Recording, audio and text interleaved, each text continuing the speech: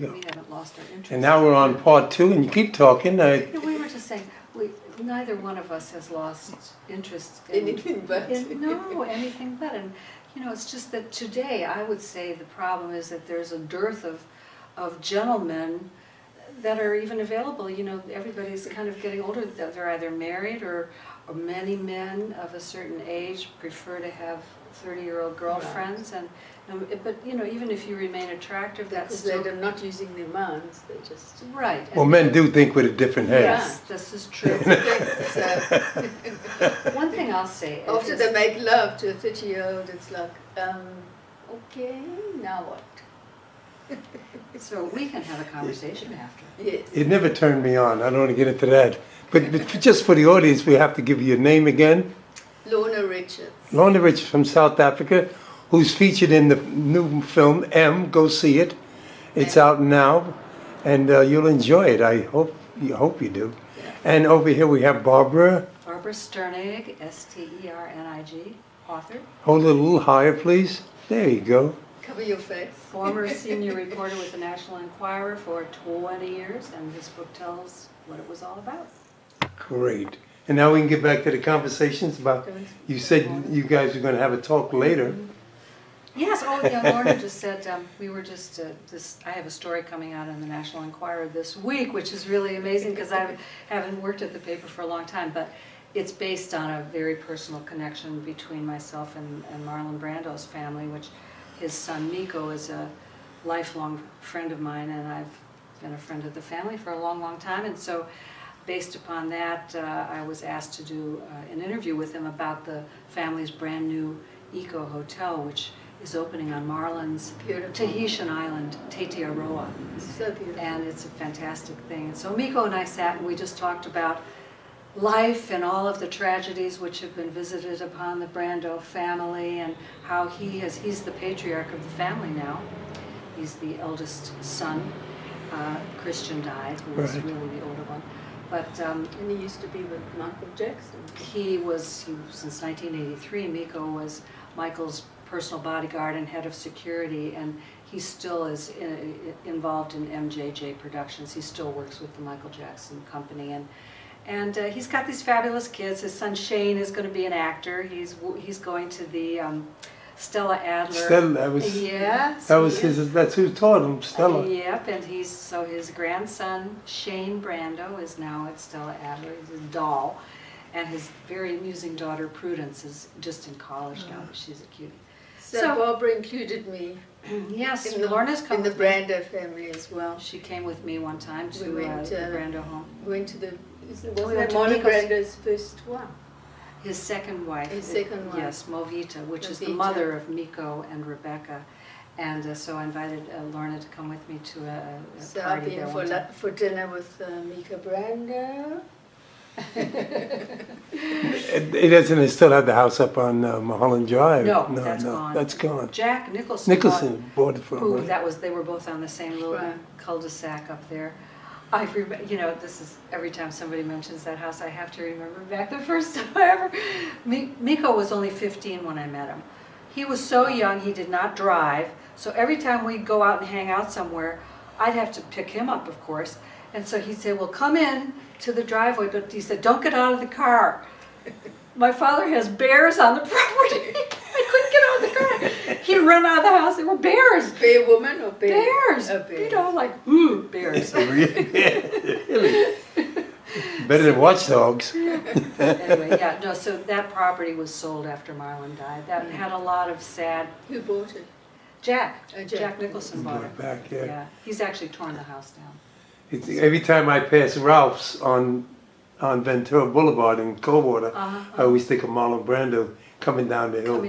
Get ice cream. You know who else used to come down that hill to go and get roasted chicken? Ernie Borgnine. Oh. He lived up there too. Well, my Tina Louise lived up there. Well, no, she was off Coldwater Canyon, the same as Angie Dickinson. Oh yes, she lived on. I think she lived on Lime Orchard Road. I think. Yeah, right up there. And then one of my directors, J. Lee Thompson, lived there too. Okay. All on the same block. And you know who else lived up there? Old timey cowboy actor Hugh O'Brien. He lived up on the top up there too.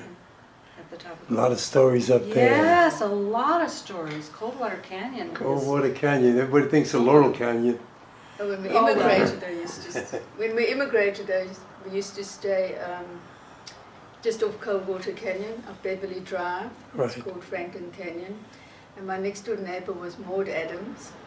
I used to play tennis with her. She was a beautiful woman. Beautiful. She died, She didn't was she? an No, actor. no, no. Was she an actress or a model? Yeah, she was Maud both. Adams, She was in yeah. Bond. Oh, yeah. She She's was wonderful. actually, she's from Sweden. She's still alive, Maud Adams? Yes, I see her at the gym. Oh, I'd love to talk to her. Right, and I used to play tennis with her. And she told me, last time I saw her was about 6 months ago, that she's doing a series in Sweden. Oh, TV good for series. her.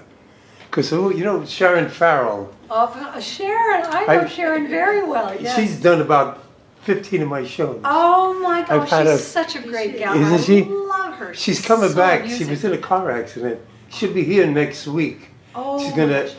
and do a show with me. Oh. When you go on YouTube, you'll see a lot of it. Oh my gosh, how's She her has a son, book Chase out. Boyer, right? She has a book out now. She tells the Good stories. for her. Good for she's a great girl. She Oh, pulls yeah. no punches. Yeah, no, she's great. Oh, we used to party in Kauai at the Yeah. Club Jetty in Kauai. Yeah, Okay, yeah. it's fun. She's a It's great. girl. amazing. Yeah, Sharon Farrell's been on. She was my co-host for the longest time. Oh, she's. She great. loved doing it. I loved having her. Yeah, she's You know, fun. she's got these great stories. She's good. And yeah, there's many. So on the other side of me was from Dallas, the young one, the young blonde, the daughter, Charlene. Lucy. Charlene. No. Lucy. No. Well, she was Lucy in Dallas. You remember the granddaughter? I don't remember the. Charlene Okay. Tilton. Charlene Tilton.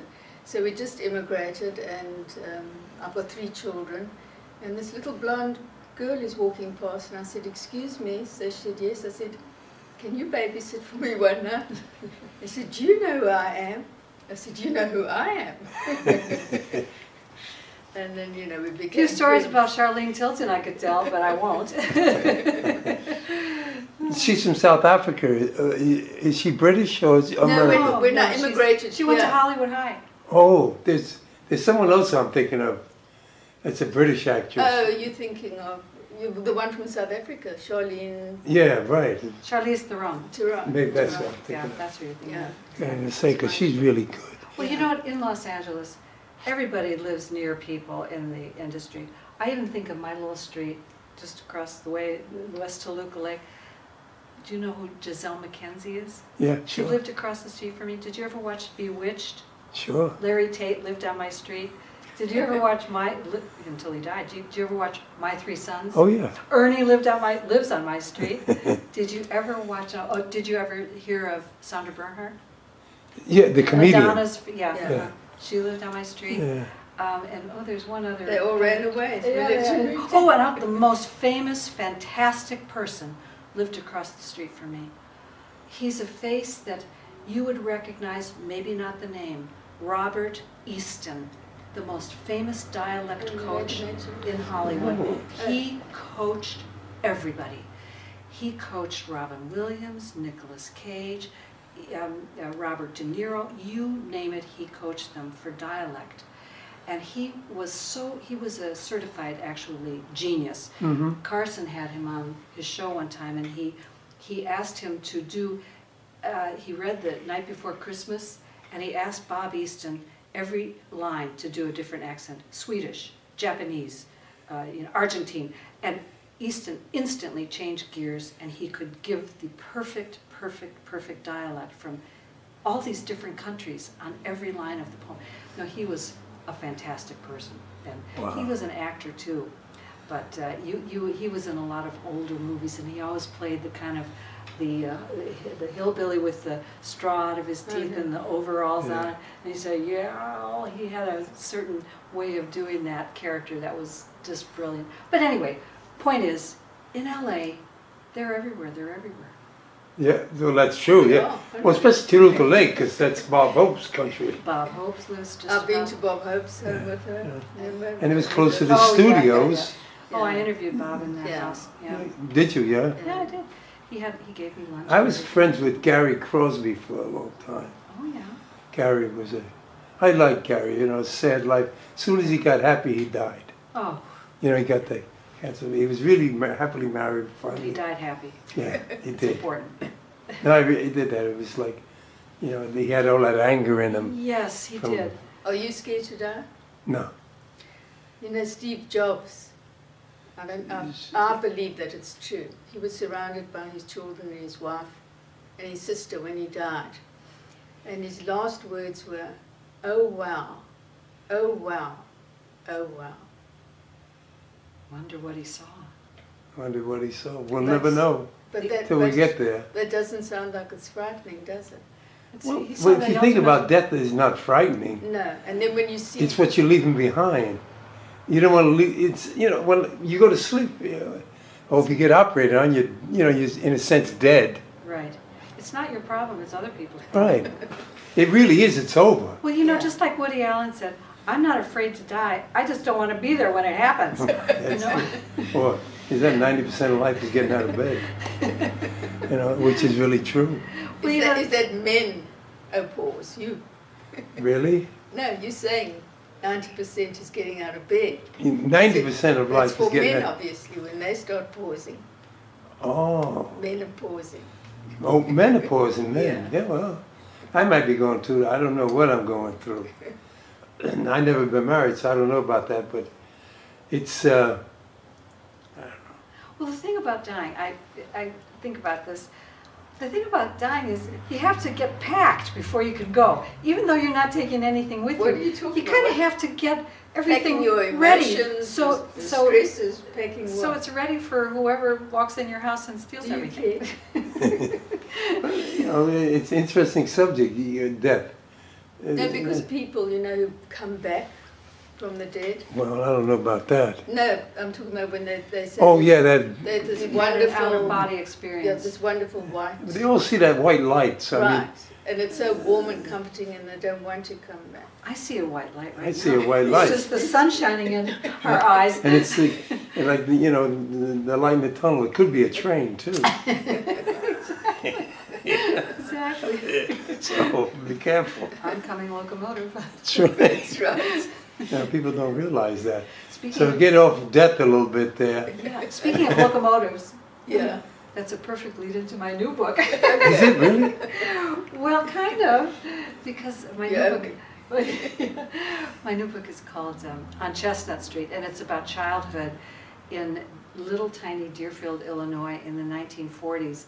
And our family lived there, and across the street, all the locomotives went whizzing past on their way from Chicago to Milwaukee. And that was just part of life there. But anyway, this was a memoir that I just had to write as much as I could, based upon my father's family photographs from the era. And so every time somebody says locomotive, it just kind of brings alive something that I remember I see that. You're so well. whole new look You came see over the you. dichotomy from there being a reporter for the National I know, Enquirer it's and couldn't doing this book. be more different. It could not be more different. Yeah, No. but you're a writer. You're not Exactly. a reporter for the Inquirer. You're a writer. I'm a writer, and I'm so, also a writer. Who are your inspirations, if you had any? you know, I can't. Why did you want to write? I've always written.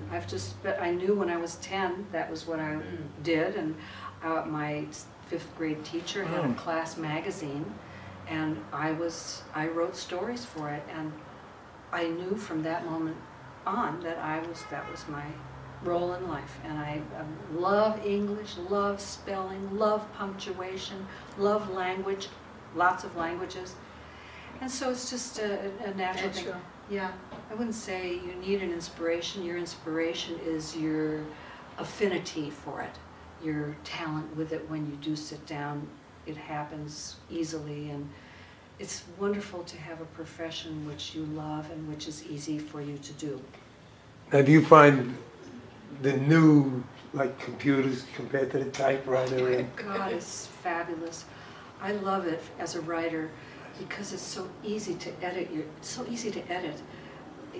With typewriters, you used to have to take it out of the thing and cross stuff off and put arrows here and cut things apart with a pair of scissors. It's just a joy to write on a computer. It really is. I love it. It revolutionized the entire process. Just a little info, Jackie Collins still writes by hand. Longhand. Yeah. I've heard that, yes, still Yeah. writes by hand. I belong to a women's group where we meet once a month. It's called Women Who Write. And some of the women that you saw at the premiere that are in the movie come to this. The one, Vicky Abelson, she actually... I invited her on, Vicky. Did you? Yeah. And what did she say? Well, she said she'd get back to me. I'll tell her to... Tell her to do it. Yeah. It's fun. But she has the most incredible people. Jackie Collins was one, and she always has someone who performs musically. We've had, who've we had? You've never been. We've had so many. Dolan's, what's his name? Mickey Dolan's. Mickey Dolan From Yeah. the Monkeys? from the Monkees. And we've had Earth, Wind and Fire, who I've become very friendly with now, Larry and Louisa Dunn. And she's had Carl Reiner, all these people have been I on. can't believe he's still around, Carl Reiner. Gosh, he must be in He's his performing 90s. this weekend at the Jewish Film Festival. Yes. Yeah, he is amazing. So Where is the Jewish Film Festival being held? Do you know? I think it's in, I think Beverly Hills on Wilshire. Where One of else? those little, it's a band theatre, one of those. Yeah, he's 90, he's just amazing. Yeah. He spoke to us for like almost 2 hours. Okay. But why did I Funny. start Well, about we- writing? Oh, Well, you were just talking about the women who, how Jackie Collins still writes by longhand. Yeah. I mean, I can't even imagine that. That is so, it takes so long, and my thoughts come too fast for that. My thoughts just come when I get on a roll. Right. I just, that's what she does. yeah. But was a- When does that come for you? You hear about it in the middle of the night?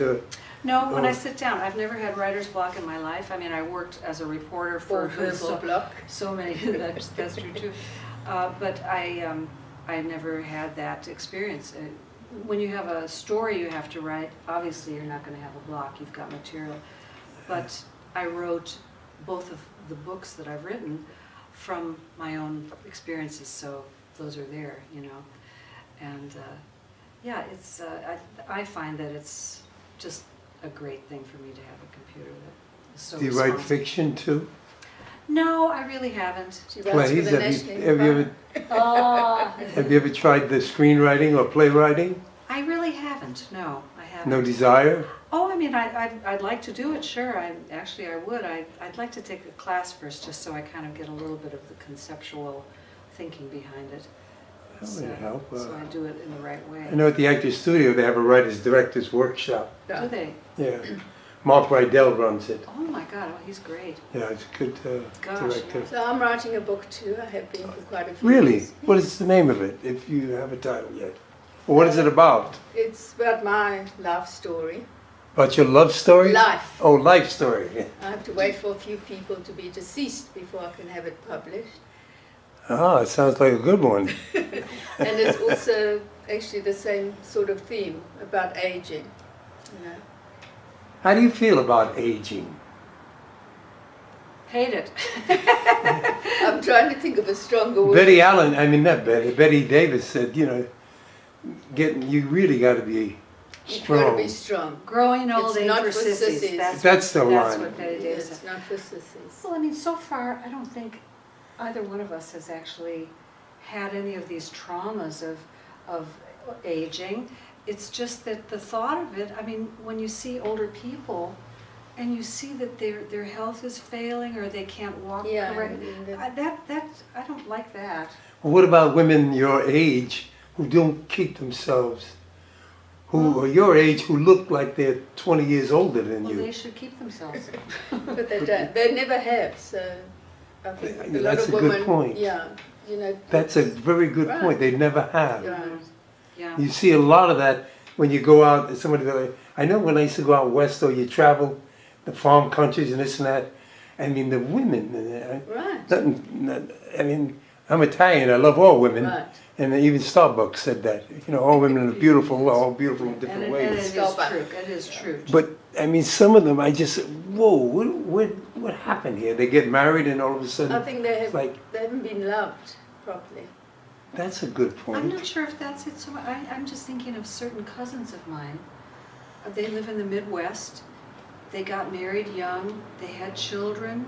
They were cooking. They were eating. They were, you know, and they. It's one I'm thinking of especially. She was a little thing when she got married, and I just saw her a few months ago. My gosh, you know, why did that happen? She was so cute and little, and now she's quite heavyset, you know. But it's just a losing. Interest in yourself. Yes. Maybe they give too much to other people Right. and don't take time. Yeah. Henry did a movie on that called Eating. Eating.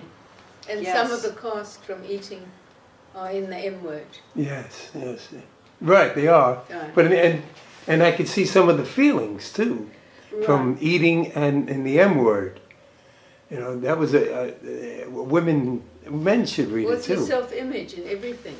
Yeah. Woman's self-image, you know, with the eating. Yeah. Eating is about self-image, and Right. menopause, And as menopause. came out in Henry's Right. movie, is very implied, is very completely Oh, she's essential. got menopause. She Well, not doesn't only that, exist but anymore. within the women, think of all Yeah. the ladies that expressed how they just didn't feel like a woman anymore. They became invisible, you know, and they used to be so sexy and all of that kind of Ah, thing. yeah. And now they just don't feel that way anymore. That's the women I was talking to you about in the other show, Yeah. about that they don't, the sex to them is, they reject it. Yes. So, you know, Well, you saw the one aunt, Tana's aunt in the movie. She says, my husband comes and gives me a cup of tea and I say, just go away and I want to kill him. And then 5 minutes later I want him to come and kiss me. You know, it's these raging hormones. Poor man must get confused. it is confusing, you know. When I was growing up, a woman said, stop, yeah, I stopped. I didn't know they want me to keep going. Yeah, really? Stop, please don't, please don't, please don't. Yeah, and then you used to hit it. No, no, where you going? You told me Stop! to stop. Stop! Stop! Stop believing. You know, it was a thing. I did a one-man show about Gary Gilmore from the Execution song, Yeah. Norman Mailer. And I have the same background, similar. But I really identify with a lot of things. But when he talked about being a teenager back then, you know, when he would have to tell the girl I loved her in order to go to bed with her. Right. And I'm not going to say it on here. I could, but I mean, you know what I'm talking about. You have to tell the girl. Maybe that's why I've never been interested in young girls. I never wanted the games. Right. I wanted a woman.